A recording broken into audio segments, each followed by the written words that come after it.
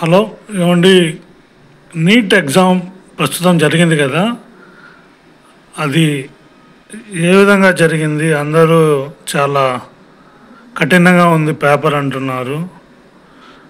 మీ analysis ఎలా ఉందో చెప్తారా? మీ పేరు, మీ గురించి చెప్పి ఆ పేపర్ ఎలా వచ్చిందో చెప్పండి.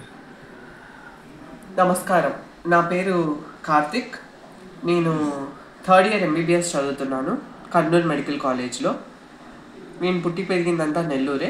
ఇప్పుడు నేను ఎంబీబీఎస్ మాత్రం కర్నూలులో చదువుతున్నానండి. సో మీరు అడిగిన ప్రశ్నకి ఇప్పుడు పేపర్ ఎలా వచ్చింది అనే ఒక ప్రశ్నకి నా సమాధానం ఏంటంటే, నీట్ ఎగ్జామ్ అనేది ఒక కన్సిస్టెంట్ ఎగ్జామ్.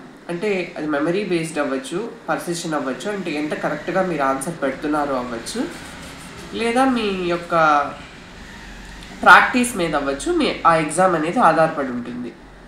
ఈ సంవత్సరం 2025లో వచ్చిన నీట్ పేపర్ మటుకు చాలా కష్టంగా ఉందని నిపుణులు కూడా చెప్తున్నారు. సో నేను ఎప్పుడైతే పేపర్ చూసానో నాకేమనిపించిందంటే, ఫిజిక్స్ పేపర్ అనేది కష్టంగానే వచ్చింది.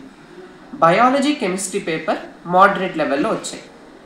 So biology and chemistry paper moderate లెవెల్లో వచ్చినా కూడా అవి ఎక్కువ టైం తినేస్తున్నాయి. సో లెంతీగా వచ్చాయి, మోడరేట్గా వచ్చాయి. ఫిజిక్స్ మటుకు నీట్ లెవెల్లో కాదు అని రాలేదు ఖచ్చితంగా. అవి ఐఐటి లెవెల్లోనే ఉన్నాయి క్వశ్చన్. ఇంకో ఎక్స్ట్రా 2 గంటలు వ్యవధి ఇవ్వగలుగుంటే సాల్వ్ చేసే లాగున్నాయి. ప్లస్ చాలా కష్టంగా ఉన్నాయి.